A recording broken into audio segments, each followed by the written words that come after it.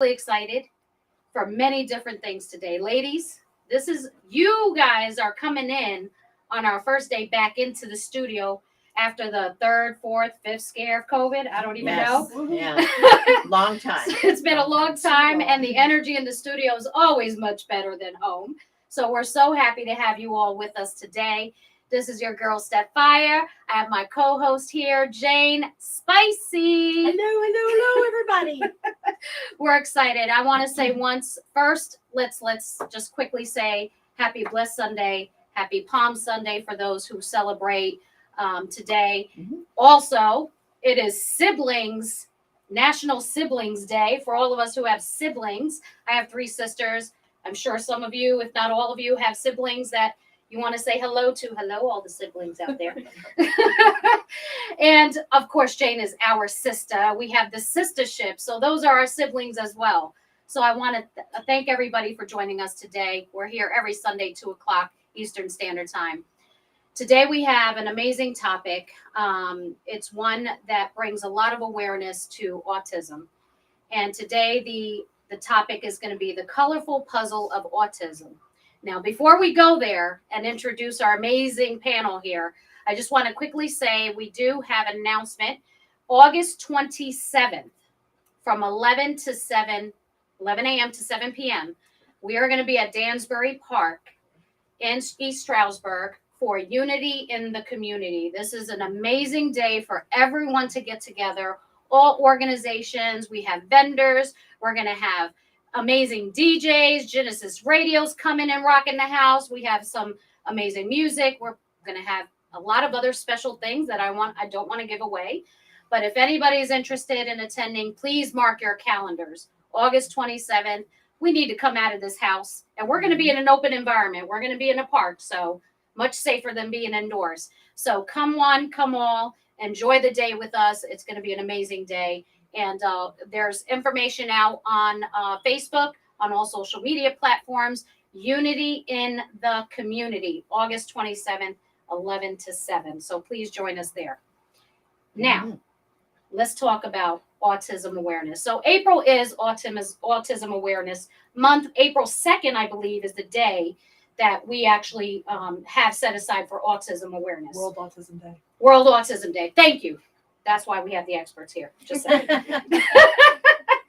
So with that said, I want to introduce our amazing panel here because we have expertise in the room who's going to help to guide the conversation, provide us insight, understand what resources are available, and all the amazing things that they do to help with autism. Families, friends, loved ones, educators, and so on and so forth.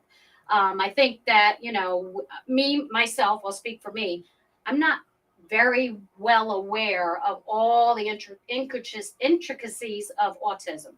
Have friends that have autistic children, and I would love to know more. And I'm sure there's many people out there, if you're not actually very close to autistic children or families that have autistic children, may not know enough. Right. So we want to feel comfortable. We want to educate people so they feel comfortable with the subject and they're comfortable around people who are autistic.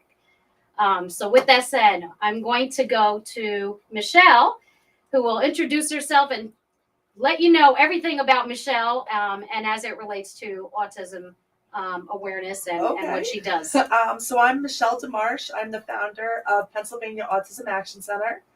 And I founded that 9 years ago, actually, on World Autism Day. Awesome. And we wanted to offer more to the kids in this community because at that time there were some services available.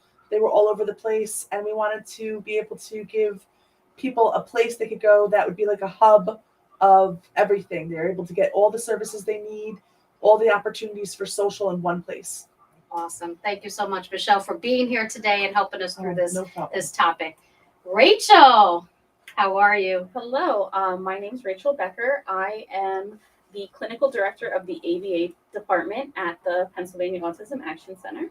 I have a master's in ABA, and I've done tons of work to become a board certified behavioral analyst. Nice. So I have that certificate, and I'm also currently in a doctorate of psychology program to become a clinical psychologist. Awesome. Blessings to very you. nice. Awesome. Thank you. That's awesome. Great. Therese, let me tell you just quickly about Therese, who is here with us today. We had Women of Excellent Awards celebration for Women's History Month, and Therese actually was honored as well for Women of Excellence in March. So we're very happy to have her here today as well. Therese, give us a little bit about yourself and what you do. Thank you so much for that introduction. I very much so appreciate it. Like she said, my name is Therese Crowley. I am the program manager for Monroe County Special Olympics. We deal with individuals with special needs, many different individuals, but specifically with individuals with autism. We have children and we have adults. So we kind of see them through different things from as early as 8 all the way up to whenever. So Adulthood. Yeah. I've been doing that for 22 years. I've been with Wow. Monroe County Wow. Special Olympics. So Wow. it's pretty special. That is absolutely special. Great I accomplishment. love the fact that we're in such amazing company today. And we do appreciate the sistership, Gynesis Radio, for everyone to be here today. And our amazing Jane as well, Oh. Miss Spicy, who's going to help us through this topic as well. With that said, I think, again, kind of going back to, and I know we've had a little bit of an earlier discussion that I don't know much about autism, right? And I really want people to really understand what it is. Mhm. So, and there's all these, there's so much information out there, right? As far as the age you can find out when you're autistic or a child is autistic. And there's a lot of parents that are concerned because the minute you throw out, they're either not speaking, right? Or whatever, it's immediate panic, right? Because I have to find out what's Absolutely. wrong with my child. Can you kind of give us at least an understanding of, from an age range perspective or identification, what exactly would be the best way to help identify autism in a child? So there are some precursors of behaviors that occur before the child is 2 years old. Most developmental pediatricians wait until 2 years old to give like an official diagnosis. But a lot of moms report that their kids don't want to be picked up or don't want to be held. They don't really look towards them. At a certain age, the kid should be able to follow your finger. And most times with kids with autism, they don't quite do that. They don't really seem to pay attention to other people in the room at all. They won't respond to their name, and there's always that lack of communication. You can always talk to your pediatrician right away if you have concerns. But like I said, most wait until 2 years old because some kids just grow out of those behaviors, while some it's a symptom of the diagnosis. And that's actually important, I think, to your point is, see the pediatrician. Have those conversations, let them be aware of what's going on to correctly identify what's going on, because there could be later development, for certain children, they develop a little later. So it doesn't always have to be, oh my God, they're autistic. So what does that mean for me? Go ahead. No, absolutely. I was agreeing. Sometimes, you always hear that story about, my husband didn't speak until he was 4, and that is true. Some people hit milestones later, but it's better to work with your doctor and get some treatment early, because it might be something they grow out of. But if it's not, then we're already getting the treatment, and we're going to be so much more ahead later. We might be able to hit milestones to get us into a typical kindergarten or all through school to catch up. That's kind of happened. So when they said, can each of you explain what exactly that means when they talk about that, being on the spectrum? Well, from a clinical standpoint, the autism spectrum disorder is actually made up of several different other disorders. So before the DSM-5 was created, they had disorders like Asperger's, which people are a little bit more aware of. But they also have things like Rett syndrome, PDD, NOS, which is pervasive developmental disorder not otherwise specified. And I'm blanking on the other two disorders, but it's they all share similar traits. So the powers that be that create this DSM, and they decide what symptoms really go into a diagnosis, they decide to put all 5 of these into one disorder. And as anyone who's met a kid on the spectrum, it's very, very hard to say like all this huge population is all just one thing. So they determined that the biggest things with to be on the spectrum, you have to have a communication delay, some kinds of behavioral issues, and usually you have some kind of social awareness or lack of social awareness. So all 5 of these disorders were kind of put together, and they debate how to use terminology for it, because some people don't like high and low functioning, or sometimes they use levels of level 1 is more is a higher functioning, level 3 is a lower functioning. But whichever way you do it, it just kind of helps practitioners like myself to determine like how many services or what kinds of services a child's going to need. So the big spectrum, everyone gets diagnosed if they meet certain criteria, but then they go more into specifics depending on where they fall on the spectrum. So like a breakdown of specific symptoms goes into different categories as to what type of. So I always explained it as, we're thinking of a spectrum. You think of that the thing that goes in front of the light that creates the rainbow. Now think of a kaleidoscope instead. So people on the spectrum you might have somebody who has really strong communication skills, but they actually lack social skills. They don't know when not to say something as well. So that might be one piece for them. And then where there's another person who doesn't have the ability to verbally tell you something, they have to use a iPad or a picture chart to tell you something. But at the same time, socially, they know it's time, they can recognize the social cues. So everybody on the spectrum looks so much different. But they have to have these certain things to get on the spectrum. That's why you can hear about a child who bangs their head and doesn't have any words, and they're very frustrated all the time. But then you also hear about Dan Aykroyd, who's on the spectrum and has been diagnosed, and Bill Gates. Obviously, they're doing pretty well for themselves and are on the spectrum. So it is a huge, giant spectrum, and it can have all these different things. What's the common? So I think you mentioned something about common elements. So what are the common elements when they diagnose you're autistic? Because then to your point, it can vary based on where they are in the spectrum. What are the actual commonalities of someone who's autistic? So there are tons of symptoms. Okay. I believe when you look into the DSM, which is the diagnostic manual, so any doctor that's going to diagnose has to compare it to this manual. I believe there's upwards of like 15 different things. But to be diagnosed, you only need about like 5 or 6. Okay. So that's why it gets so hard to and why there's a need for a spectrum, because like Michelle said, some people are going to have these symptoms, some people are going to have these symptoms, but it all falls underneath the same thing. Got it. Those symptoms all relate back to behavior, communication, and socialization. Got it. Okay. So Therese, you do Special Olympics for those particular groups. What are the challenges of being able to categorize them into what sport they would do well in, or do you just let them try everything? Honestly, it's by choice. We don't ever, force someone into a specific sport or a specific area that they want to train, compete in. We let them choose. And with Special Olympics, it is meant to fit everyone. It is meant for any person that walks through our door that wants to be part of our program. They fit. There's always a place for them. So really it's more of what they want to do. When they come to our program, what do they want to get out of it? What sports do they want to play? I mean, we have some who are honestly just there for the social aspect of it because they lack that so much in their everyday life. Right. So they come to us and they meet so many different people.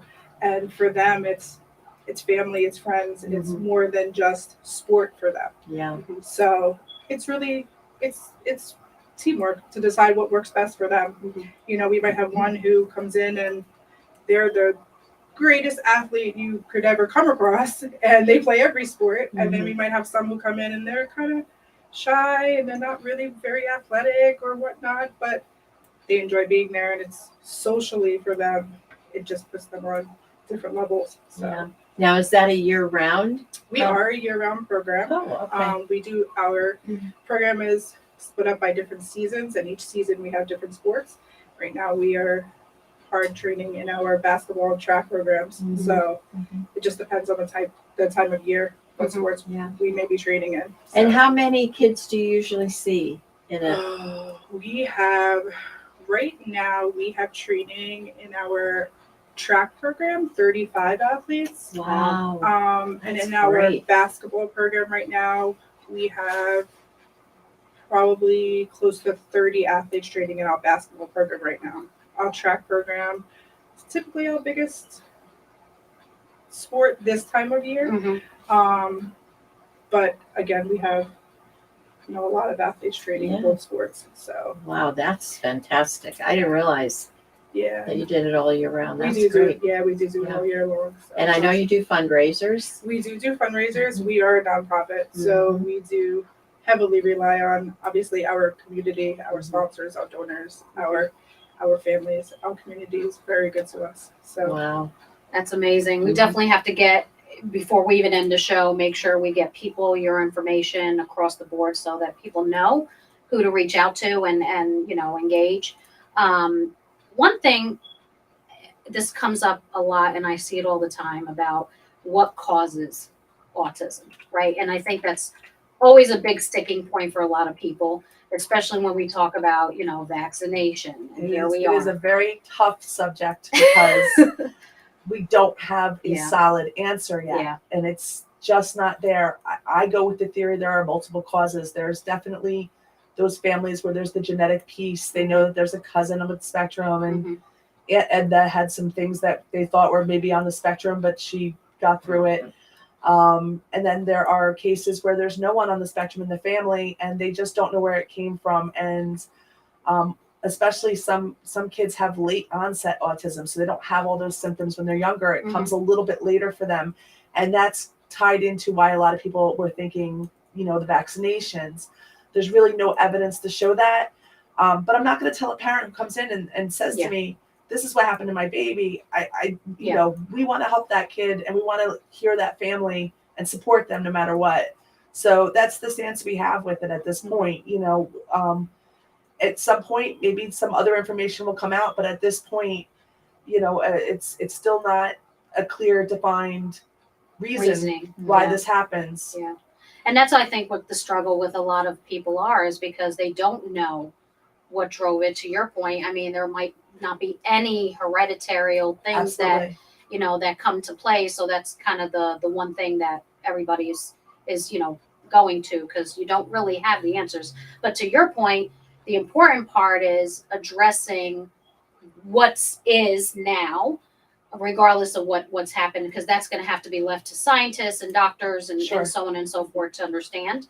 And to your point, it could be years of research. But if we can treat it and help make the symptoms less severe so that they can have their best life, why wouldn't we just do that? Absolutely. What's it matter the cause? Of course, we want to eventually find that, but Yeah. and some people it affects everybody on the spectrum is affected, but some people are affected less and feel it's a superpower for them, and power to them too.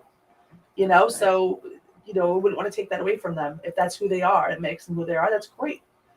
God created a huge spectrum of people, and I don't want to get all religious because I know not everybody's like that, but your higher power, we're all different and created differently for many different reasons. So I just say it is what it is, and you just have to Absolutely. take it and work with it and just be the best of who you are for everyone else and for yourself. So I love the fact that you actually said that.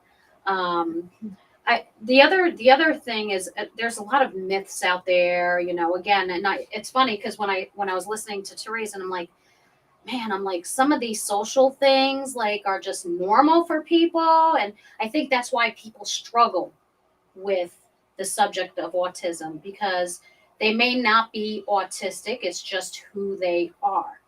And I think that's why it's such a concerning topic for some folks, because they feel because of their social Label. the They don't wanna be labeling, labeled. right? Yeah. It's the label. I don't want to be labeled Right. autistic. What are some of the challenges you see? And I know you have families that come in all the time. And what are some of the concerns that come up and discussions that are had that really stick out for you guys? So a big thing for me is the not understanding what autism is. It is a developmental disorder, and unfortunately, some symptoms can look very similar to intellectual disability disorders. So there's a lot of that confusion and thinking that, like, oh, my kid just doesn't understand things. Not always the case. And unfortunately, you can have intellectual disability disorder as a comorbid diagnosis with autism, but they're not the same thing. So you can have kids that don't speak who understand exactly what you're saying. Those are usually like the kids that can get away with anything because you underestimate them. Right. But so that education to parents of like, this is not what autism is. Autism looks completely different, and you can have a very successful and fulfilling life with autism without supports if you get the services at a young age so that they have the time to really build those skills up. What are some of the, I think about different communities and the access to, just doctors and being able to identify this early on. So I have a thought on this. I was thinking about it on the way here. The CDC says 1 in 44 people have autism, but in New Jersey, 1 in 28 people have autism. In Monroe County, it's a lower number than the 44. It has changed, and now the CDC isn't giving out that information. I just don't think they've collected it recently. Mm-hmm. But and what's the reason for that? And I actually think the reason is because we have good doctors. We have a lot of teachers who know what they're looking for. So you have preschool teachers who aren't afraid to say to a parent, I think you need to go see a developmental pediatrician or call early intervention and get some additional treatment. So I truly think it's because we have some very aware and diligent people in this area. I don't know that the number really is higher in New Jersey than it is in the rest of the country. Because mysteriously in New Jersey, in California, places where there's a lot of pediatricians and a lot of teachers and a lot of education, there's a higher number. I truly think it has to do with being aware of identifying it. Yeah. Yeah. So, I think that Yeah. kind of, is one of the things to think of there. Yeah. Mhm. Yeah, that's an interesting point. I think also, again, we run into these social environments or these communities that, to your point, some people are well versed in identifying it and some are not. What are some of the things, and that's where I think I'd like to understand is from an education standpoint, because you're right, there might be children even at a younger age that don't, the parents either just don't have the ability to see, get the services, or, they're saying, oh, they'll be fine once they go to school. And I do hear that a lot. you Just see the once- socialization, Once right? they go to preschool, or my kid didn't go to preschool, once they get into kindergarten, I'm sure this stuff will clear up because they'll have exposure to other kids and they'll see it. And I wish it was that easy. And that does help. But, having that practice and working like in a facility like ours, we have social skills groups and we have direct services, can give them that skill set so that when they get to kindergarten, they're ready for it, because kindergarten isn't play anymore. It's hardcore academics now. It is now. I remember I just had to learn how to write my name and know where I lived. Yeah. And now it's like, duck, duck, goose. And now it's like, math and all this other stuff Absolutely. that's going on, which I love because, It's as good. kids are younger, they're learning, they're more progressive. But for educators, because I go back to, they're spending a lot of their day with the teacher, right? In the classroom. God bless the teachers out there. I'm just going to say that. For everything that you deal with, because you're with these children, long hours of the day while parents are working and what have you, and then they're home. What are some of the things that, do you offer any services to schools or, great. Can we talk about that? Because I think that's a great point to make, especially for any educators out there, any schools out there that want to learn more or be versed Sure. in identification and help parents then know what they need to do next. So what are your So our ABA therapy is direct one-on-one services. So we only have RBTs, which are registered behavioral technicians. So they go through 40 hours of training to teach like what is autism and how to provide effective therapy. And then they're supervised every week to make sure that they're providing the correct therapy. And that allows us to, we go into homes, we go into communities, we'll go into schools, wherever the behaviors or need us. We'll go there and we'll work with teachers and parents and cousins and aunts and uncles and anyone who's in the kids' lives on how to handle different behaviors and when to reinforce and when to kind of remind them of what they need to do and stuff. And we just try and help everyone to learn as much as they can about specifically this kid and their version of autism and what they need to understand the world around them. Absolutely. And then we're also, we've also been called on by districts to come in and do trainings with paraprofessionals. And it's funny because in one of the school districts, we were doing it with the paraprofessionals in the morning. We had a second group that afternoon. And the principal had sat in and said, no, I'm going to get everybody out of the other trainings and bring them over to this one. Even the teachers who have been in, we just thought they were so valuable. I was so grateful that they thought that. But absolutely been in the different schools and been able to offer that. There's also another organization. It's a statewide organization called Patan. And they also offer these services. It's a free service for schools to come in and do the same thing. They're happy to teach teachers and work directly with them so that they can provide a better classroom scenario. Yeah. And all different. They'll go into a mainstream classroom where there's a kid who might just have some social need, but they'll also go into some of the autistic support classrooms and help those teachers get the newest and best information so that they can be providing the best intensive teaching to those kiddos. So there's a lot of good stuff out there, and we try to be one of the, positive organizations that go out and do this as much as we can. That's awesome. That's awesome. That's such a need out there to raise with your experience and kind of, the children you've worked with. How engaged are you with, again, the resources that are available out there to help, even from the Special Olympics? Because I'm sure there's, you're working with these children all the time. And, to your point, the spectrum that they're on and how comfortable they are in social environments, because they can range, right? How are you working with those type of organizations to kind of help? I mean, we try to work directly with all of the schools here. Work directly with teachers, work directly with gym teachers and whatnot in schools.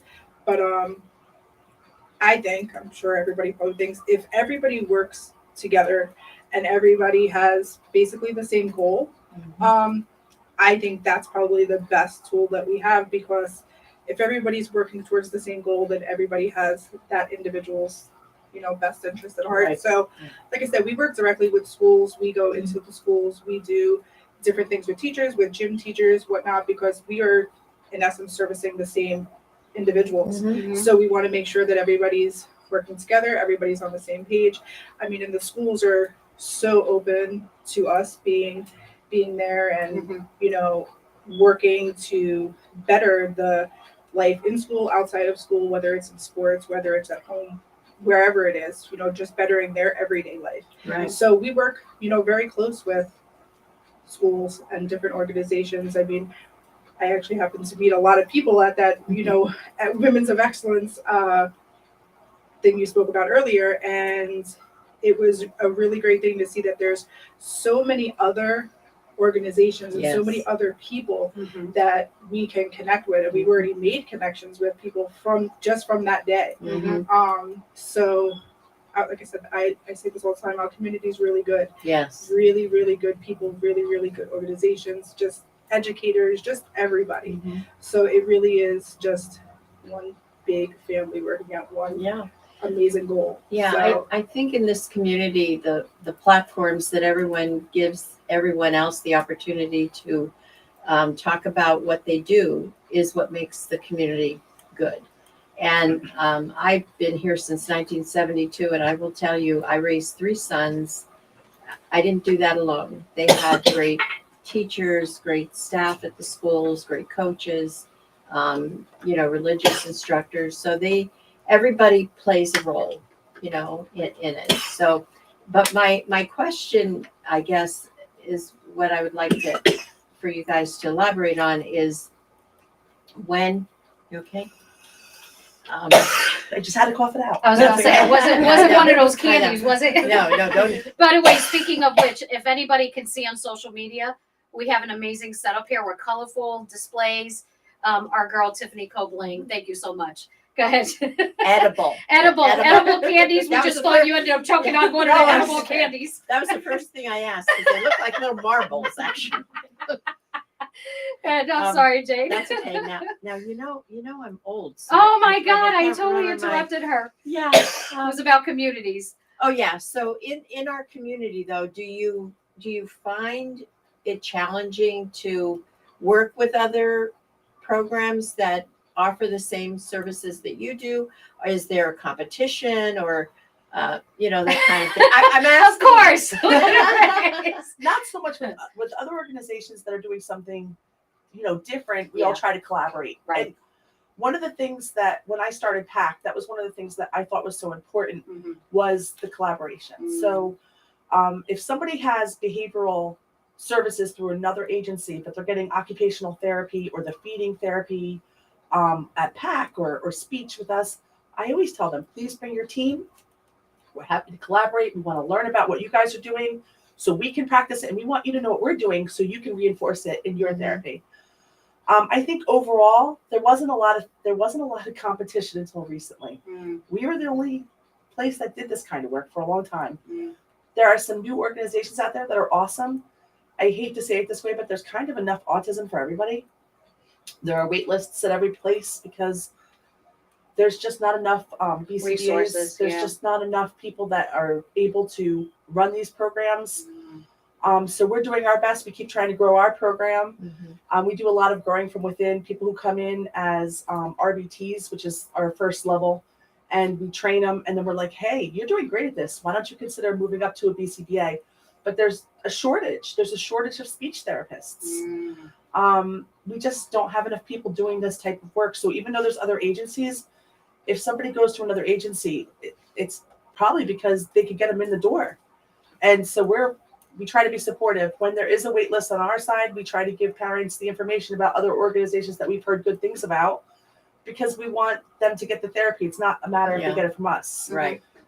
So I tried to make an organization that has the feeding, the speech, the occupational therapy, and the ABA all under one place because when I was working with kids one-on-one, I was traveling to Allentown with one family, and then we were going to Scranton with another family because they wanted occupational therapy or speech somewhere, or they were going to a swimming program at ESU, and you spent your whole nights going from place to place to place.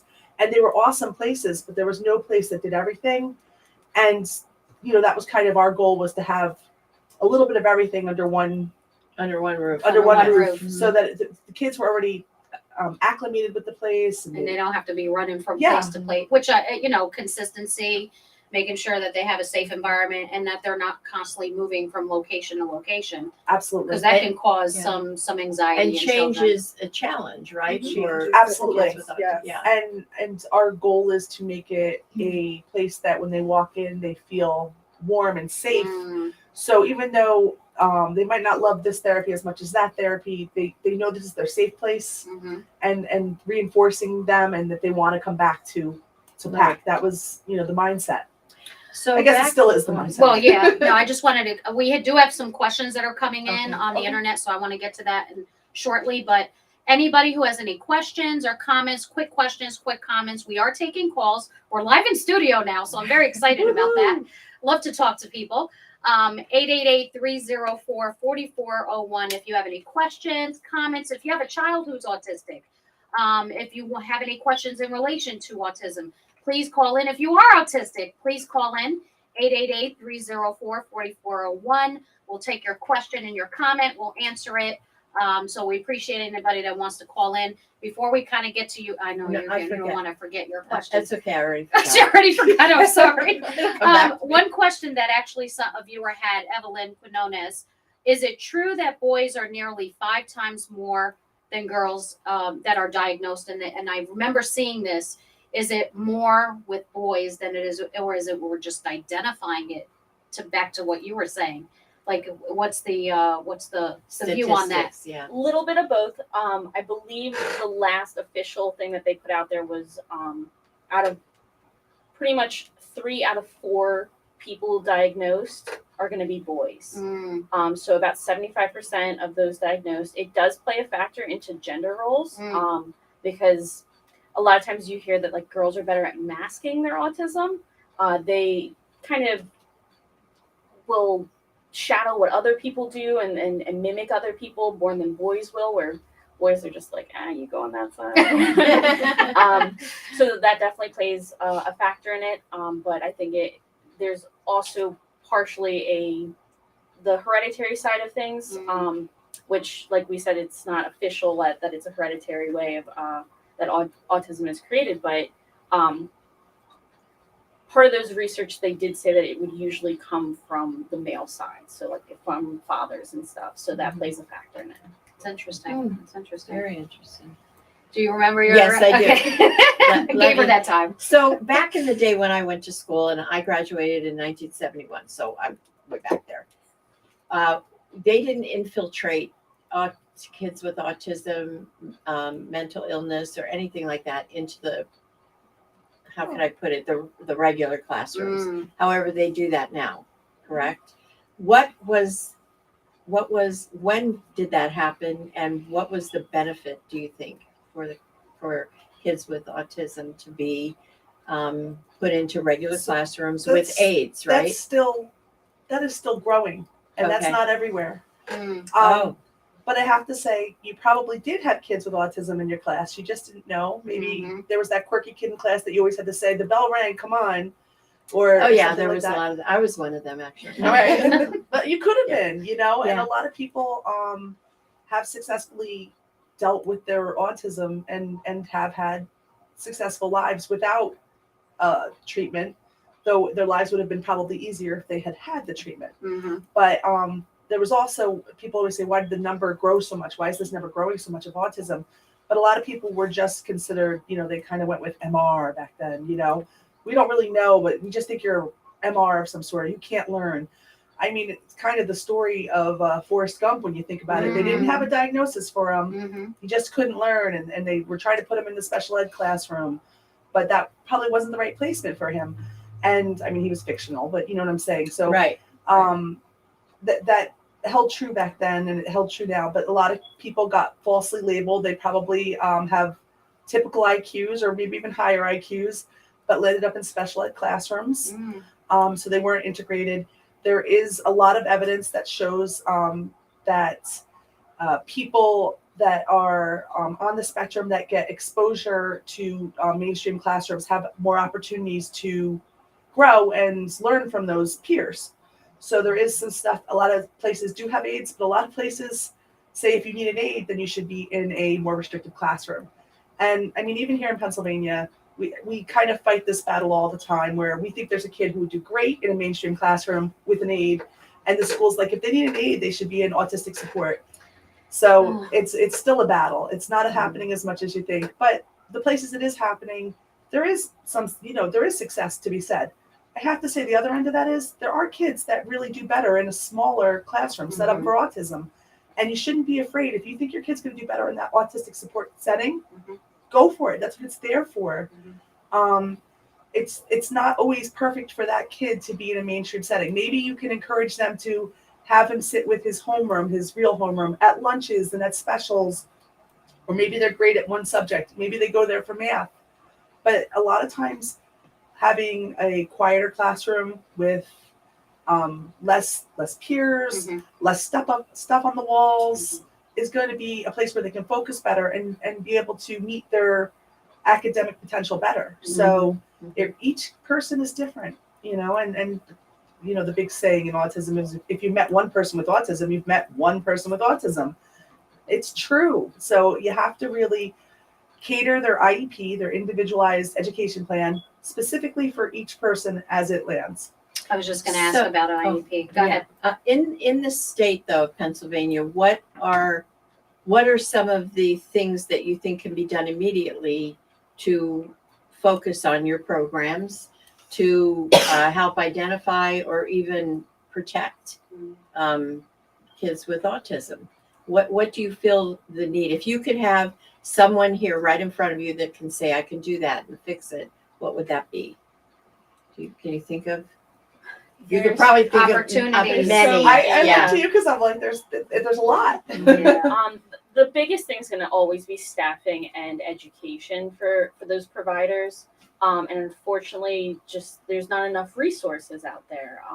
Like Michelle said, there's enough autism for everyone, and there's more than we can actually handle because everyone has wait lists. It takes upwards of 2 weeks to fully train someone, more than that if you want them to fully understand what they're doing. And then you will have to always be overseen by someone. So the people who actually create the treatment plans and the programming for these kids, they're telling someone else what to do. So like you have the big education up here at the top, and it's a trickle down to get to the kid just because it's a lot of time, energy, and effort. So that's definitely the biggest thing is just providing as many resources as possible. And then it's not even just the difference of what the kids need, but it's what the families need as well. And there might be one parent whose their end goal for their kid is to be in that general education classroom, where another person, it might be that they're getting A's on every test. And so then we have to figure out how to best go about those treatment plans and everything to encompass what the family wants, what the kids need, and what everyone can provide. Families. I wanted to talk about that because, we talk about the children who are autistic, but there's a family component in there as well, as far as what they feel is best for their child and what they may still be struggling with as far as, now knowing their child is autistic and then what spectrum they're in. How are those relationships with the families been, and are we able to get them to really, do right by their children? I hate to say it that way, but again, there's sometimes you're just struggling with the fact that, oh my God, my child is autistic, but then how do you get beyond that? It really varies. Yeah.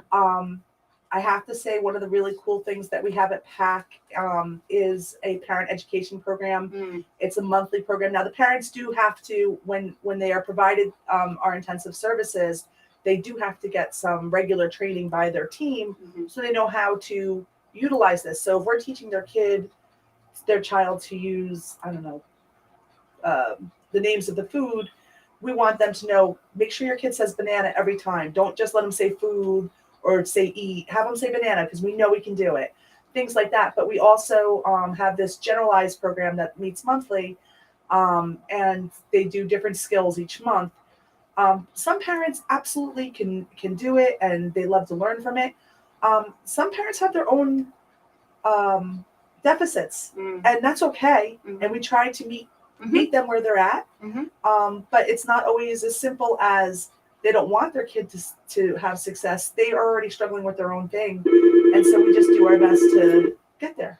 Wow, we got a call coming in. All right, do I answer it here? Yep. Where's the button? The green one? Hello, this is the sistership. Hello, you're on the sistership. Hi, this is Mama C. Hey, Mama C. And I have just so many questions. I think that maybe other people have as well. And, one of the questions I have is autism often misdiagnosed? Yes, but it's really hard to say. There's a lot of comorbid diagnoses that go with autism. So a lot of kids are also diagnosed with like ADHD. We're seeing an increase in ODD. And like I said, you can also have intellectual disability disorder, which is the replacement for MR now. And as I said earlier, doctors wait until their kids are about 2 years old, but some kids grow out of certain behaviors, so they might be diagnosed with autism, but they're not really on the spectrum. They just needed a little bit more of that socialization and to learn skills, and now they don't really have as many symptoms. So it's all, again, as we're going to say a million times during this session, is it's all individualized and it all depends on the kid. But I do highly recommend seeing getting second opinions, and once you look into services, then those providers will be able to let you know, and all services should be individualized to the kids. So if they don't have that specific diagnosis, or they do and they don't really need it, their services depend on their symptoms, and it's going to be very specific.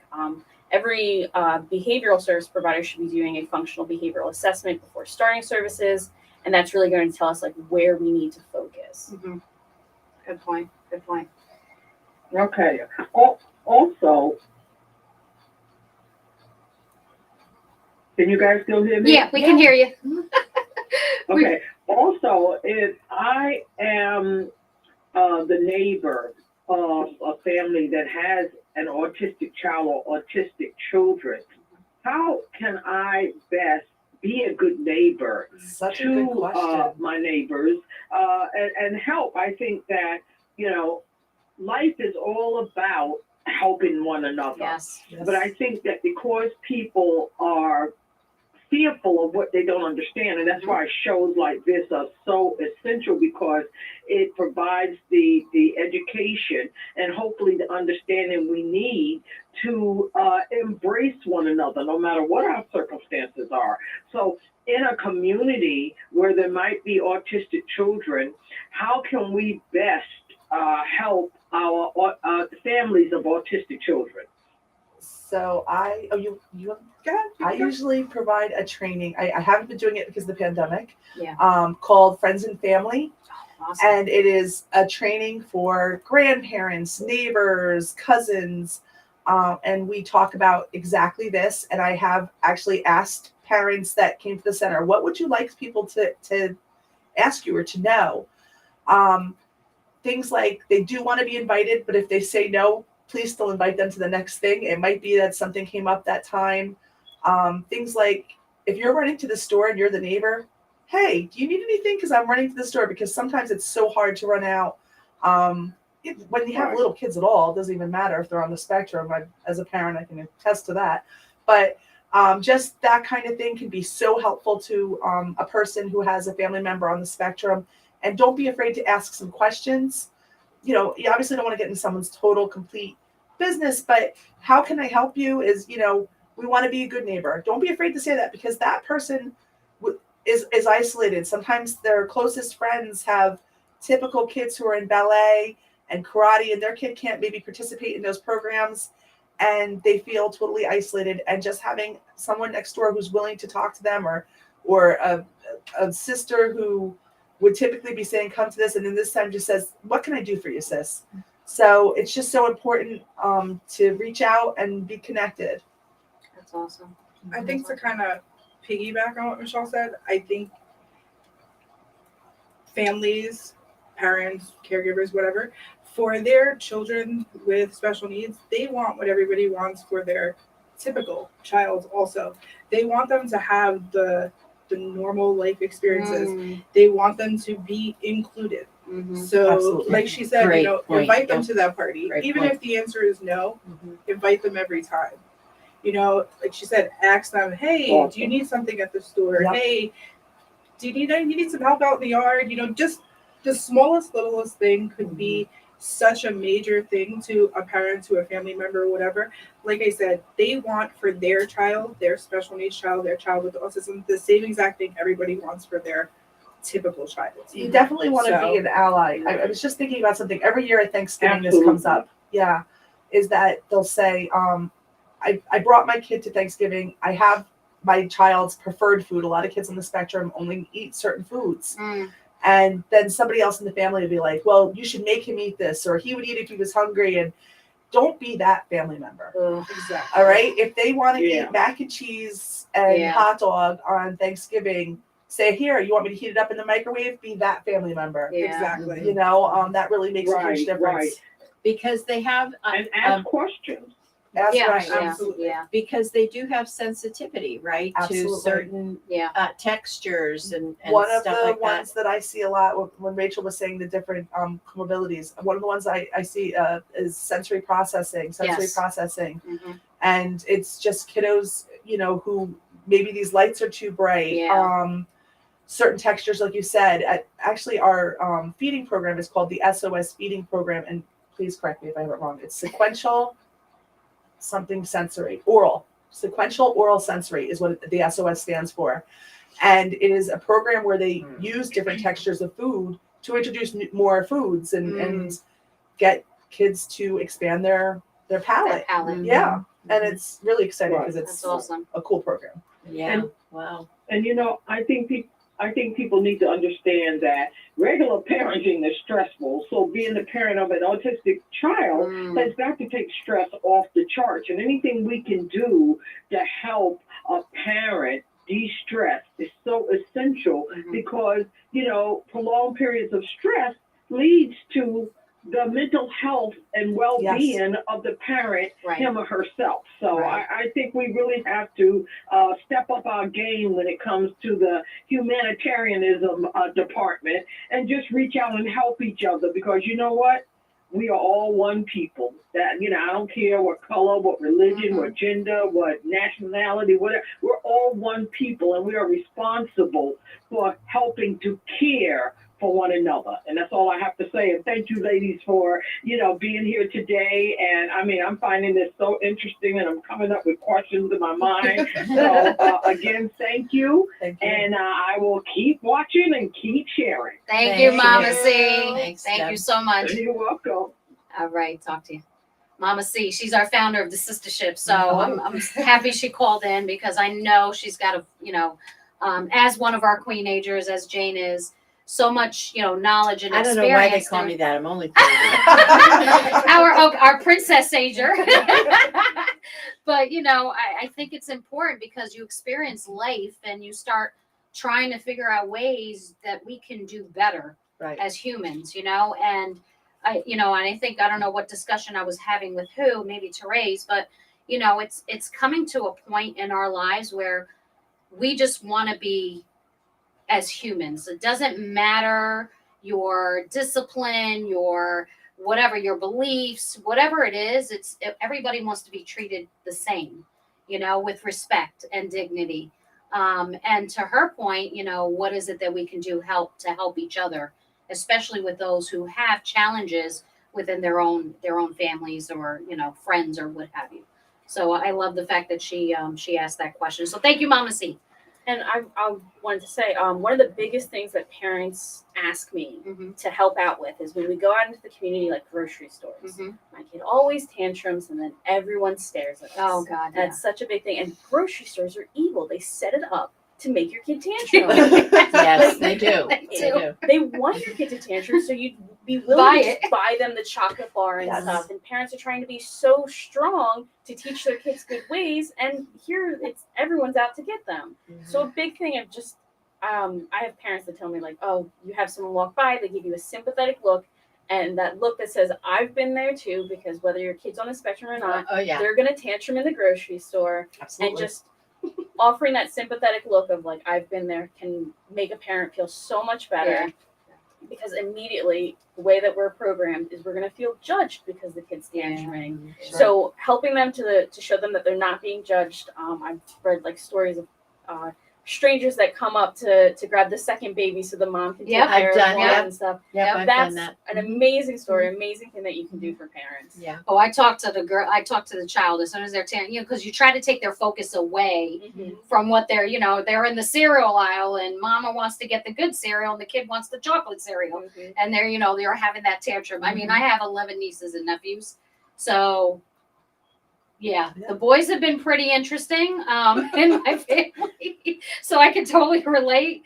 But I think that's an important thing to say because I do see the looks sometimes and the and it feels judgment immediately. When you kind of see a parent struggling with their child and somebody's walking past like, oh my God.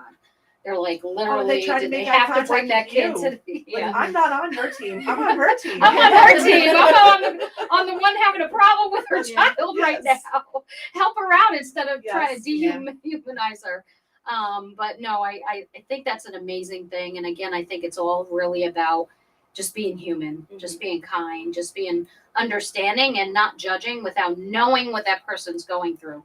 And that's where I think the biggest struggle is, knowing what people are going through and just immediately judging them just by first glance or appearance or whatever have you. So thank you for that. Yeah, But you we'll know, just- sorry. Rick, I'm sorry, Rick. I was going to say, you're right about the grocery stores, though. I go in for milk, and like $50-$60 later, I'm coming out with, who the heck knows? I mean, I'll start putting stuff away, and I'm like, what the hell did I buy this thing for? I can't believe I haven't bought this.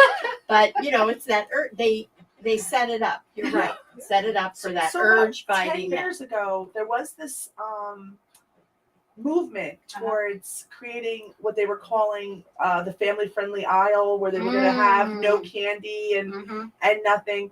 And I was a huge supporter of it. I was preaching it to all the grocery stores. This is so important for our families. Let us know.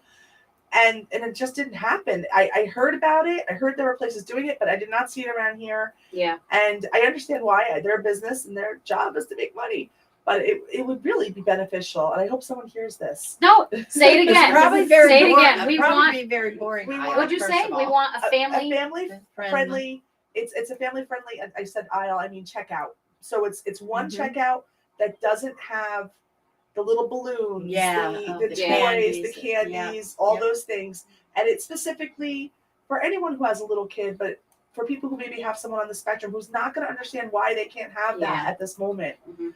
And maybe they did do well, and they've already been given. The parents said, "If you do well, I'm going to get you this one particular thing." But now they're seeing there's 80 different particular things, and that creates The candy, the balloons, the everything's sitting right there at So- the. So this was a thing, and I hope that it could be a thing again, which is a family-friendly checkout aisle. I love that. That's Yeah. a great I idea. think that's a great idea. Yeah, I do too. Or else use Instacart. That's Yes. all I'm saying. I think that has helped a lot as well. I would definitely use that aisle myself. Yes. to tell you that. It can help all of us. I love the conversation. I think there's definitely a lot for people to learn and understand.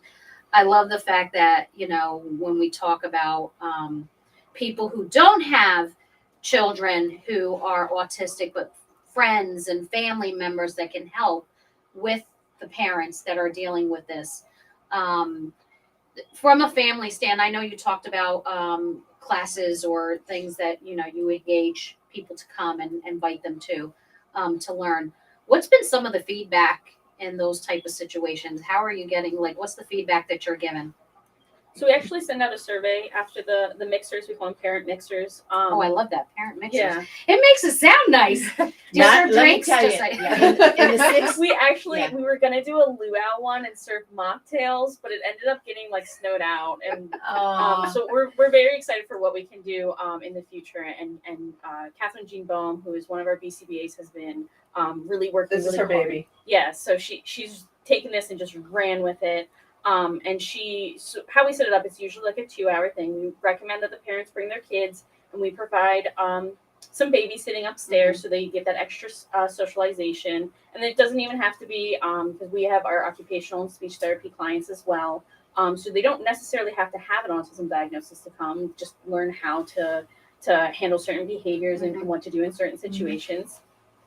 And we structure it so that the beginning part's going to be a little bit of a lecture, because that's the Yeah. point of it. But then we always end with just a group discussion, hey, what are some things that you guys are doing that have helped, or where are you guys struggling, and just allowing the parents to talk to each other. That's awesome. Because for some of them, this is part of the only other parent contact they have all month.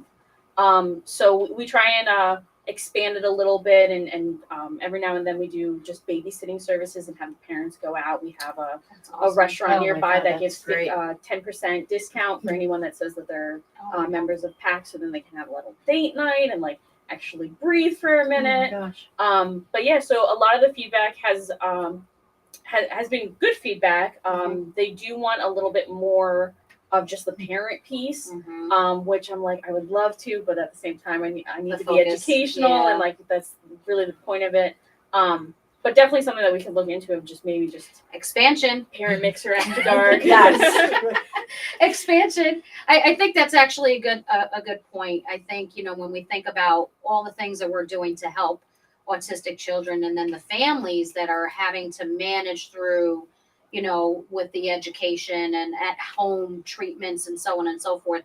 And then, just trying to be, even independent as well, having those nights out with their spouse or boyfriend or girlfriend or whatever have you. It is really hard because Yeah. you can't just call that teenager on your block that babysat all the other Yeah. neighbors' kids. They might not have the skill set, and you know, if your kid happens to be someone who is elopes, they run off. You know, you want to make sure you are right there to see them, and so Mhm. parents sometimes their marriages often struggle because of Yeah. this. And I know now there are new things out there to help. There are different agencies that are helping to try to create, you know, have people who are specific caregivers for people that are on the spectrum or have Mhm. other special needs, who aren't afraid to do a feeding tube if that's, you know, Mm. needed. So there is stuff growing and getting better, but I mean, it is difficult when you don't have some of the luxuries. I mentioned before, I have a 16-year-old child. I can go out and know that he can make himself a meal, take care Right. of things. But I also care for a special needs adult. My sister-in-law lives with us, Mm. and she can't. So we always make sure there's someone available to take care of her. Luckily, my 16-year-old could do it. But if I had smaller children or older children that were on the spectrum, and I didn't have that support system of having my whole family able to help us with my sister-in-law, I don't know what we would do. Yeah. You know, I've been lucky. I'm in the best case scenario. Mhm. So, Michelle, you said about 10 years ago you started this organization. Can you tell us why you felt the need to do that? Sure. There were a couple things going on. I worked in this field already. I was a behavior specialist, and often I was given the kiddos that were nonverbal because I knew how to run a verbal behavior program, and I felt very comfortable working with those families. But I also knew that I was not a board certified behavior analyst like Rachel or Kat or a few other people at our office, Bobby, and I knew I didn't have all the skills I needed for it. So I would constantly call my BCBA friends and say, hey, I'm working with this kiddo and I'm at this level. What do I do next? Mm. And I kind of got to a point where I said, this is silly. I shouldn't be providing all this service directly to these kiddos. The board certified behavior analyst should be. And there was a change in the laws, and I said, we should do this. And then on top of it, I had so many kids that needed social skills. That was such a huge, huge need. And I would say to my bosses at other places, why don't we run a social skills group? And they're like, well, we don't know how you'd fund that. And it's not really appropriate because of HIPAA. And I was like, what if all the parents sign off? It's appropriate. Mhm. Well, how would we do that? And finally, I was like, I'll just do that. That's ridiculous. Let's just do it. So I took my tax returns and did it. I don't recommend people do that, but But you were passionate about it, I so. was, and I went and I started the company and thought it was going to be a couple little kids and maybe a social skills group. And I had mostly 12-year-olds who needed social skills. It turned out to be my biggest demographic. Now we have lots of little kids too. And we brought on another factor like I said, when I was a behavior specialist, I was running to an OT appointment with my one client in Allentown, and then I would be somewhere else, you know, completely the next night. And it was a lot. And I just said, there's nothing in Monroe County that has OT or speech. There was only one speech place, and it was always booked. And there was no place. The feeding, people drive 4 hours to go to feeding, you know? Wow. So when some of my team said we could build this feeding, I was like, yes, do it. Yes, what do we have to do? Because it's just it wasn't here. And even like North Jersey, you go, well, it's Jersey, but Northwest Jersey is kind of not populated, Yeah. or more like here in some ways. Yeah. So we have people that do cross over to come to us for these things. Because we're one of the only places offering it around here, and people that come down from Pike or come over from Carbon. Because it's just not, you would think there'd be more of that. And they are growing. I don't want to pray for too much competition, but they are growing. But, you know, it just wasn't available. And people were going down just to the Hershey Clinic, which is an amazing program, but it's Hershey. Oh, yeah. You know, yeah. so it's a drive. That's a Yeah. drive. Mhm. So we were happy to be able to provide some of this stuff right here in Monroe County. So talk about the actual programs you offer. What specifically for what type of, you know, because to your point, it's a spectrum, right? Yeah. So what are the services that you supply for parents and children? Okay. Do you want to talk about ABA? Yeah. So I'm the clinical director of our ABA and social skills departments. So like I said, our first step, whenever we bring in a kid, no matter what their age, I've had as young as 18 months. I currently have a 20-year-old. So our first step is doing that functional behavioral assessment, determining where they're at. Based on those assessments, we then make a medical necessity judgment of how many hours. So if you have a 3-year-old nonverbal, studies show that like 40 hours a week, which is a working day, it's a lot for kids, is the most helpful. So we kind of set up ABA like a mixture of a doctor's office and a daycare. So we have kids that come 9 a.m. until 4 p.m. or later. And that allows us to do all the different verbal behavior mapping, which tries to build out some of their communication skills. We teach them different like life skills and daily task skills. And then we also do like circle time and pre-kindergarten, kindergarten stuff. And doing their letters and their numbers, anything that they might need depending on where they fall. Teaching them how to use the bathroom, how to wash their hands.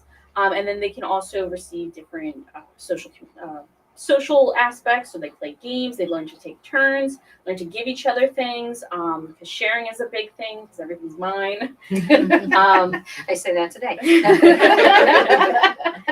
And then it also is great because we can provide the other therapies. So ABA is typically a longer day. We do have some kids that go to schools, so we'll attend school functions for them. And we have some kids that come after school.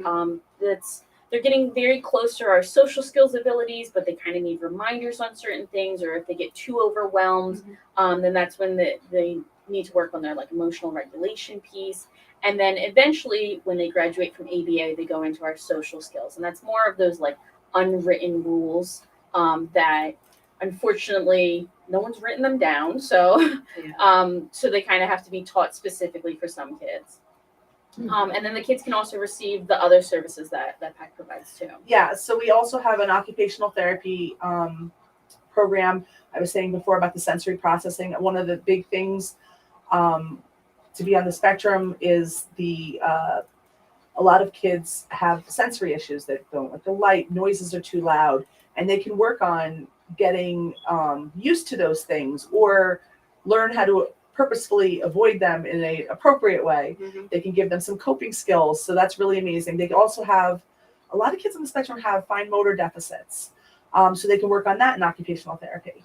Then we have our speech program. So of course we're teaching language in the ABA department, but our speech department can also, they also work on language, obviously their speech, but they will work on articulation. They will kind of grow speech from a different angle.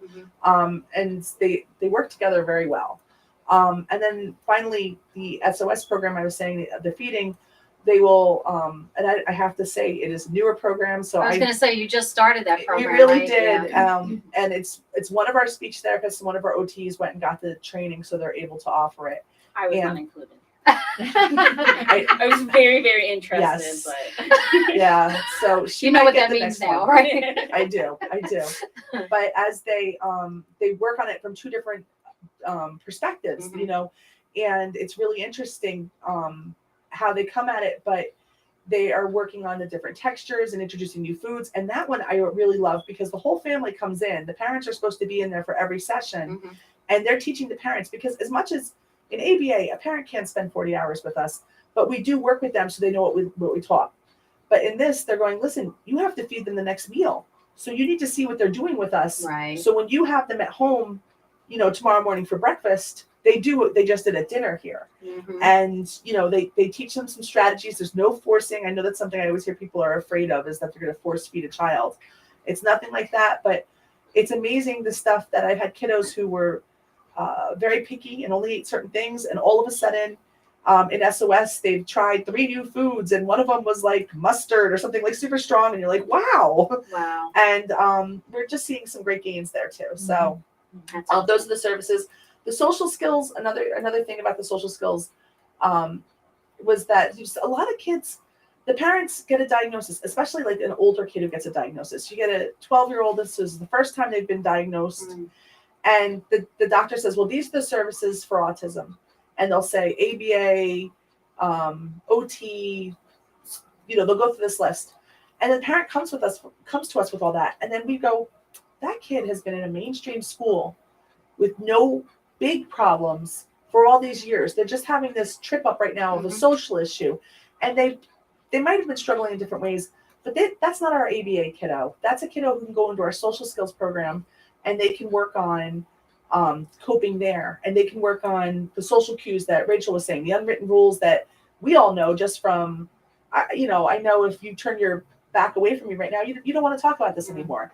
But another another person doesn't read that cue. Yeah. And they're going to keep talking about that topic, even if you've turned and Turned around, walked away. So teaching them some of those rules so that they recognize, that's what that means. And also how to do that to other people when it's appropriate. That person's driving me crazy. Well, then stop acknowledging it. You need to walk away from them. So Right. Learning how to do those things. So those are the things that we're offering currently. We have the parent training. I go out, I try to train first responders. That's awesome. I try to go out and meet with businesses if they're interested. There's some, I was calling it PAC approved, I don't know, businesses that have come and said, hey, I want to make sure that we're friendly for a family with autism, and try to give them some tips in their particular store or their business and how they can benefit families. And that's what we've been doing at PAC. So you got the medical industry, to your point. I mean, there's so many people that touch, it's just everyday life, right? You have to engage teachers. People are spending time with people. And to your point, you got EMS, you've got, all these people that are probably getting calls and having to deal with children or even adults who are autistic. Absolutely. We keep kind of forgetting about the adults. I want to get into adults quickly as well. What does PAC stand for? Pennsylvania Autism Action Center. But you don't have to have autism to come.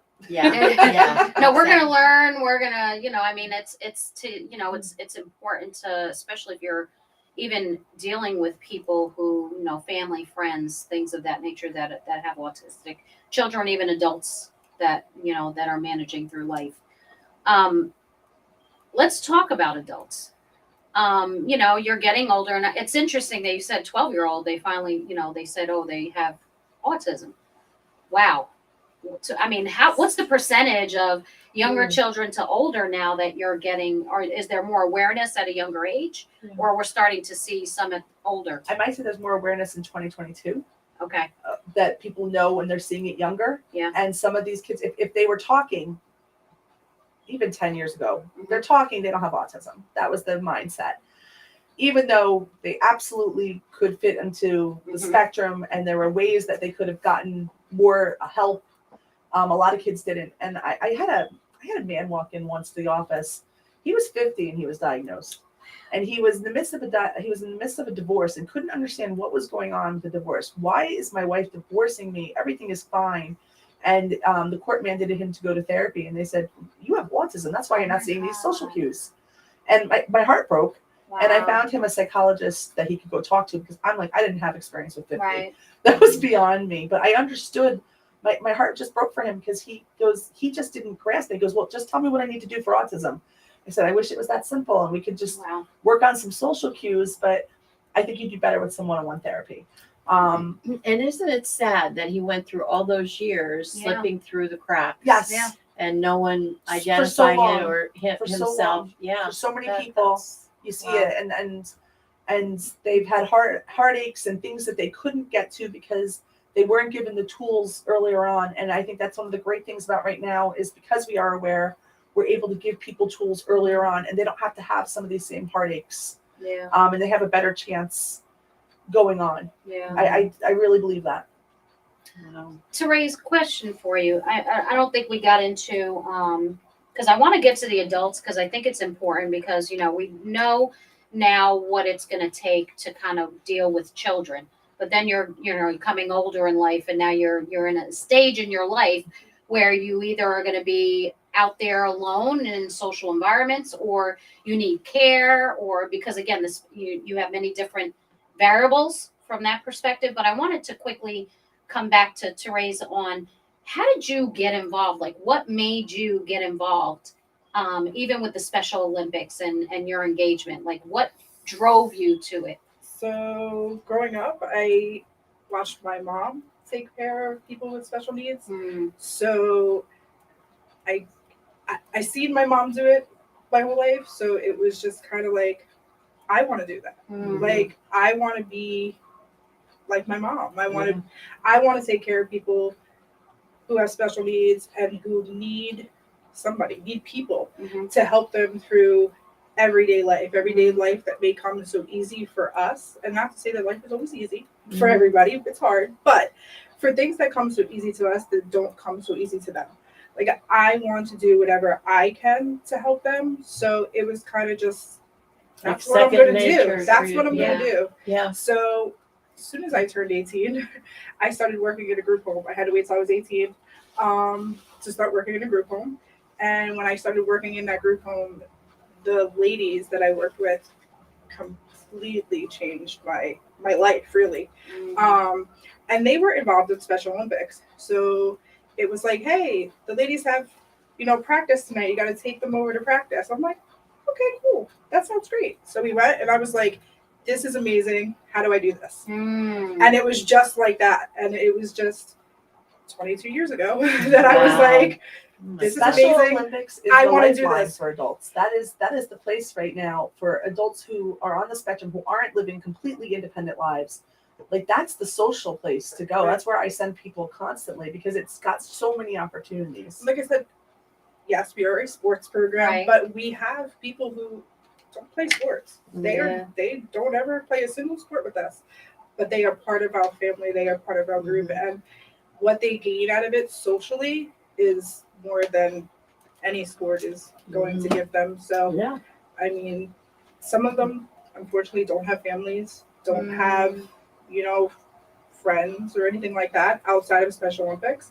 So it really is, it's a home. It's like a family. lifeline It's, for it's them. like Yeah. it's like a lifeline, absolutely. So COVID Wow. was difficult for Yeah. them. Oh, I I'm can sure. imagine. You know, as most things, everything was kind of Put on hold. I ripped did right out see- from underneath us. I did So see people doing weightlifting during COVID. I thought that was really cool and creative. Like, they're doing some weightlifting stuff. yeah, I mean, we tried very hard to obviously keep everybody engaged, and it was a lot of virtual stuff, which can be incredibly difficult for them. They don't all know how to navigate through social media and online and virtual Zooms, whatever the case may be. So it was difficult, definitely difficult for them. Sure. But we tried every day to make sure we were keeping them engaged and keeping them active, so that they weren't just sitting home doing nothing. Just Kind of just or struggling through or it. struggling because they're alone. Right.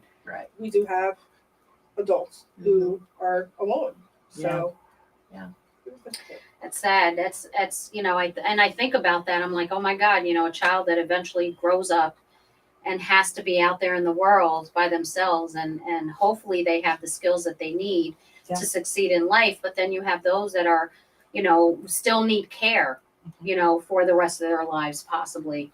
How many adults how have you interacted with adults with autism? Are you offering services for them as well, or are you kind of telling them where to go, referring them to somewhere else to kind of work with them? It's a mix. I'm Okay. going to go with a sorta. Okay.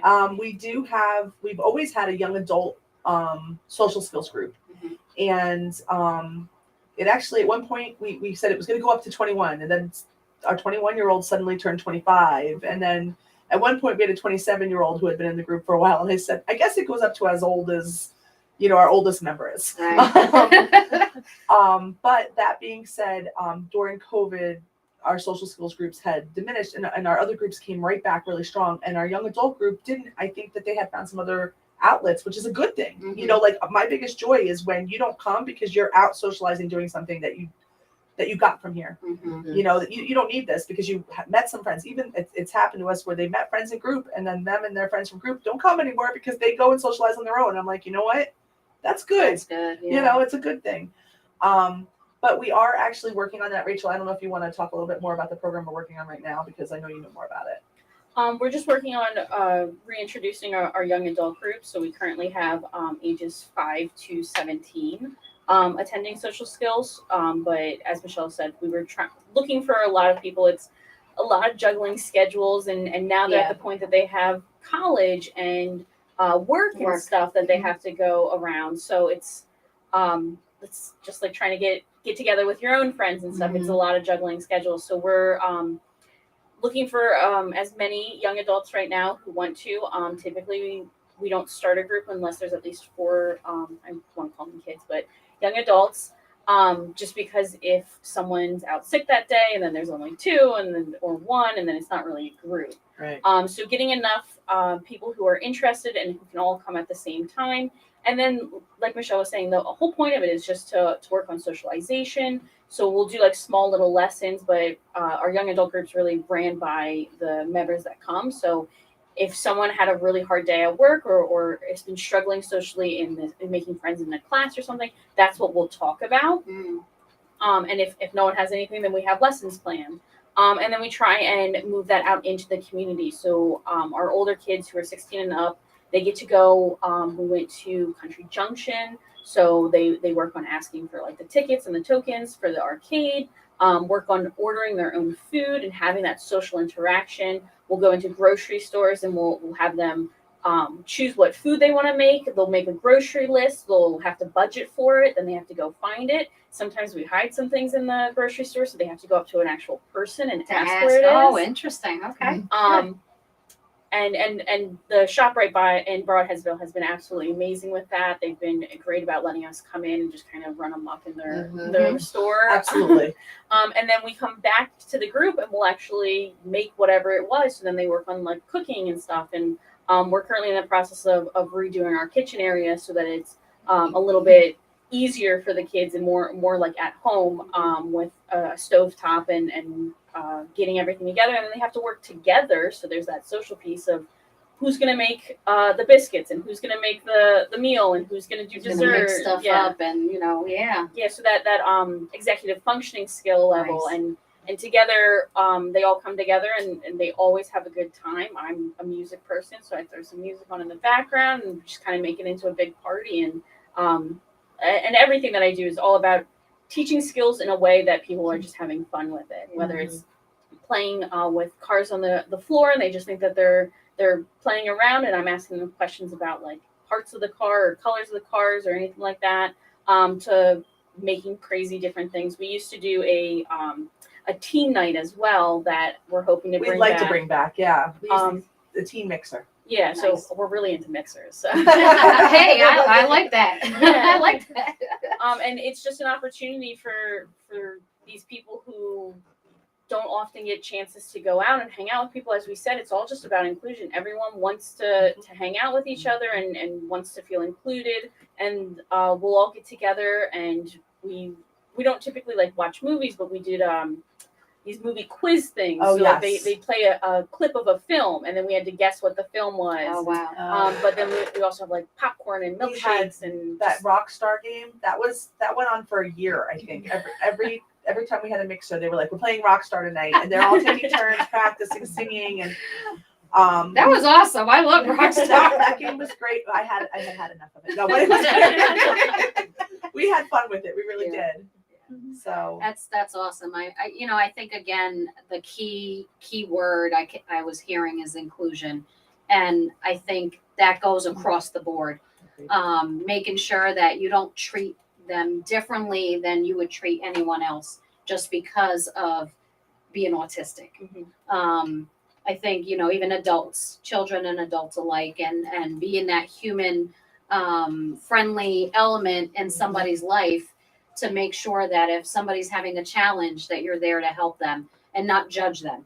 But it's also the other way as well. A lot of times you get people who are underestimating the kids. Yeah. But that's a good point. But and like we said, if they're nonverbal, doesn't mean that they don't understand what's going on. But at the same time, you get like teachers and parents that then like overestimate their skill level and like, okay, now I want them to sit and stare at their work for 30 minutes. And it's like, okay, but no one else in a general education class is also going to be able to sit for 30 minutes. So having the expectations of Realistic. Yeah, Yeah. like we're not asking them to be an absolute angel, which they all are, but we're just asking them to be the same as every other kid. No high expectations, no low expectations. Right there in the middle. And I think that's a big thing. Is like you don't want them to completely change who they are. Yeah. You just want them to fit in, and that's Yeah. what everyone wants to just Right. fit in. Yeah, I love that. I love that. I don't know if you have any other questions. We are at Are the we at at the the end? end of the segment, and man, we could probably I still would keep ask. going. I How much time do we have? We actually are at yeah, right. If you got a question, Oh, we can. All I wanted to ask was, for each of you, what would you like to see for the future That's a of good your question. of PAC, the future of Special Olympics? Where would you like to Yeah. see it heading? I would be interested in growing some more adult programs. I think that there's so much need for people, I kind of call them tweeners. They're too high functioning to get any of the supports they're supposed to get, but they're struggling when they try to go into a regular workspace. Mhm. They don't quite understand all of the nuances. So something I've been really loving the idea of growing something for that population to kind of help them go in that direction. Awesome. That's And good. funding you would need Yeah. for that. Yes. And what do you suppose funding could come from some state programs or So grants? yeah, there's or... OVR, and I think that some people can qualify for OVR even when they have an advanced IQ and you know the abilities. Sometimes they can still qualify for OVR. So it would probably be coming there. But some of the programs out there for that utilize OVR training aren't going into an office, into a tech agency. They're going into a supermarket or into, and that's okay. That's amazing. Mhm.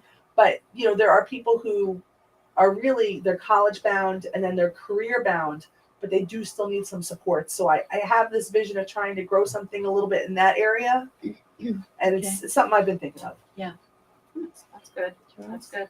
It's always good to develop, and as you experience what's going on, and it's an eye opener, right? And gives you opportunity of another vision. Right. I gotta be honest, I have like 10 other ideas. I'm sure. I'm sure. Look, it's always great to have ideas, right? And Yes. then you start working towards those milestones of that Yes. vision. So I love that. I love that.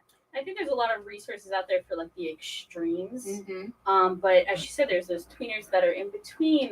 There's kids that they're not having behavioral issues, but they could use some help with their skill levels, but because they're not screaming and tantruming, Mm-hmm. they'll be fine. They'll They'll be be fine, fine. So yeah. there's always that in between kid. If they don't fit the mold, which, as we've said all session, no one is the same on the spectrum. Mhm. So if they don't fit that mold, there's not as many services available, or it can't Insurance be isn't modified as to them. supportive. Yeah. Yeah. So there's always room to grow those in between programs. Yeah. It's awesome. And Taras, what would you like to see in the future? think it's kind of the same growth. I think growth in many different aspects. I mean, growth as far as growing our athlete base, as many people as we service and work with in the community, in the county, there are more, and we know that there are more. Mhm. So growth as far as reaching all of the individuals who can benefit from our program, Mhm. and growth as far as growing our relationships with other organizations, other programs, other people in the community that are all literally working for the same goal, Right. but working separately for the same goal. I think Mhm. everybody needs Yeah. to really work together. So Yeah. I would Yep. say growth is most certainly the biggest thing. So Awesome. I agree. I loved it. Oh my God, I learned Thank you so so much. much. I think we've learned quite a bit. I'm sure there's more we could learn. With that said, I want to thank you all for coming. I appreciate you all for coming and saying yes and being here today. Michelle, Rachel, Therese, Therese, you got Therese. it. You got it. Girl, I gotta make it. They mess up my name, so I have to say it. And our amazing Jane, Oh, Spicy, and this is your girl Steph-Fire. I want to thank you again for coming. Amazing day, amazing discussion. Again, for anybody who's watching, please make sure you reach out. If there's any questions you have, even if you reach out to us, we can definitely direct you. But we do appreciate you being on, and we really appreciate everything that you offer. All of you, yeah. Absolutely. I mean, it's Sure. just amazing. And it takes special individuals to be able to do what you do. And we do thank you for that. And to the teachers Thank you. and everybody else who's also working towards the same goal here. With that said, this is the Sistership. We thank you all for joining us today, where we're here every Sunday, 2 to 3:30 p.m. Eastern Standard Time on the Sistership Gynesis Radio Network. And this is your girl, Steph-Fire. With that said, we want to wish you a blessed Sunday. Thank you again. We'll see you next week right here on thesistership.com. Thank you again. Thank you. Woo! You tell us when we're.